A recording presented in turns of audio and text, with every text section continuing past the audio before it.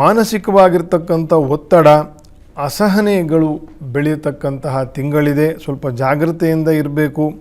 ಯಾಕೆ ಅಂತಂದರೆ ದ್ವಿತೀಯಾಧಿಪತಿಯಾಗಿರ್ತಕ್ಕಂಥ ಬುಧನಿಗೆ ಬಲ ಇಲ್ಲ, ಸಪ್ತಮದಲ್ಲಿ ಪಾಪಗ್ರಹರ ಯುತಿ, ಅಷ್ಟಮದಲ್ಲಿ ಶನಿ ಆಲ್ರೆಡಿ ಇದ್ದಾನೆ, ರವಿಯೂ ಇದ್ದಾನೆ. ರವಿಯು ಅಷ್ಟಮದಲ್ಲಿ ಅಷ್ಟು ಬಾಧಕನಲ್ಲ, ಆದರೆ ಅಷ್ಟಮದಲ್ಲಿ ಪಾಪಗ್ರಹರು ಇದ್ದಾಗ ರವಿ ಹೋದಾಗ ರವಿಯೂ ಕೂಡ ಬಾಧಕನಾಗ್ತಾನೆ, ತಿಳ್ಕೋಬೇಕು ಸರಿಯಾಗಿ. ಹಾಗಾಗಿ 7ನೇ ಮನೆ 8ನೇ ಮನೆ ನಮಗೆ ಎಲ್ಲ ಬಗೆಯ ಏಳಿಗೆಯನ್ನು ಕೊಡ್ತಕ್ಕಂಥದ್ದು. 8ನೇ ಮನೆಯೂ ಕೂಡ ಗತಿಯನ್ನು ಸೂಚನೆ ಮಾಡ್ತಕ್ಕಂಥದ್ದು. ಒಂದು 7ನೇ ಮನೆಯ ಉನ್ನತಿ, 8ನೇ ಮನೆಯ ಗತಿ ಅಂತಂದರೆ ಸ್ಪೀಡ್. ಇದೆರಡಕ್ಕೂ ಕೂಡ ಸಿಂಹರಾಶಿಯವರಿಗೆ ಸ್ವಲ್ಪ ದೋಷ ಇರತಕ್ಕಂತಹ ತಿಂಗಳು. ಸ್ವಲ್ಪ ಜಾಗ್ರತೆಯಿಂದ ಇರಬೇಕು. ಓಡಾಟದಲ್ಲಿ ಬಹಳ ಎಚ್ಚರಿಕೆ ಇರಬೇಕು.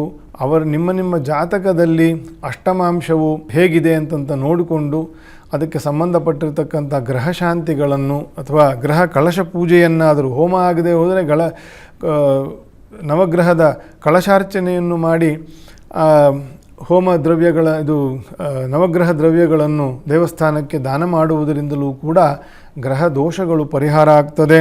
ಒಂದಷ್ಟು ಧ್ಯಾನ, ಸ್ವಲ್ಪ ಜಪ ಇದಕ್ಕೆ ಪೂರಕವಾಗಿ ಮಾಡ್ತಕ್ಕಂಥದ್ದು ಸಿಂಹರಾಶಿಯವರಿಗೆ ನರಸಿಂಹನಾಮ ಜಪ, ಕೇಶವನಾಮ ಜಪ, ರಾಮನಾಮ ಜಪ. ಸಿಂಹರಾಶಿಗೆ ರಾಮದೇವರಿಗೆ ಬಹಳ ಕಾರಕತ್ವ ಇರತಕ್ಕಂಥದ್ದು. ರಾಮನ ಜಪ ಮಾಡ್ತಕ್ಕಂಥದ್ದು, ಸೀತಾರಾಮರ ಸೇವೆಯನ್ನು ಮಾಡ್ತಕ್ಕಂಥದ್ದು, ಇದೆಲ್ಲ ಬಹಳ ಒಳ್ಳೆಯ ಮಾನಸಿಕ ನೆಮ್ಮದಿ. 7ನೇ ಮನೆ 8ನೇ ಮನೆ ಕೆಟ್ಟಿದೆ ಅಂದರೆ ಎಲ್ಲಿಂದ ಸಮಾಧಾನ ಬರೋದು? ಆದರೆ ಅದನ್ನೇ ಸಾಧನೆ ಮಾಡಿಕೊಳ್ಬೇಕು ಅನ್ನೋದು. ಎಕ್ಸಾಮಲ್ಲಿ ಒಂದು 30 ಪುಸ್ತಕಗಳ ಒಟ್ಟಿಗೆ 1.5 ಗಂಟೆಯಲ್ಲಿ ಕೂತ್ಕೊಂಡು ಬರಿಬೇಕಲ್ಲ. ಹೇಗೆ ಬರೆಯೋದು? 1.5 ಗಂಟೆಯಲ್ಲಿ 30 ಪುಸ್ತಕದಲ್ಲಿರ್ತಕ್ಕಂಥ ನಾನಾ ವಿಷಯಗಳನ್ನು, ಅದನ್ನೇ ಎಕ್ಸಾಮ್ ಅನ್ನೋದು. ಆ ಎಕ್ಸಾಮ್ ಪಾಸ್ ಮಾಡಿದ್ರೇ ಮುಂದಿನ ತರಗತಿಗೆ ಹೋಗ್ಲಿಕ್ಕಾಗೋದು. ಜೀವನ ಅಂದರೂ ಹಾಗೆಯೇ. ಸಪ್ತಮವು ಕೆಟ್ಟಿದೆ, ಅಷ್ಟಮವು ಕೆಟ್ಟಿದೆ, ನವಮವು ಕೆಡುತ್ತೆ ಶುಕ್ರ ರವಿಯಿಂದ 14ನೇ ತಾರೀಕು ನಂತರ ಅಂತಂತಂದರೆ ಹೇಗೆ ಸಮಾಧಾನ ಪಡೋದು ಅಂದರೆ ಅದನ್ನೇ ಸಾಧನೆ ಅಂತನ್ನೋದು.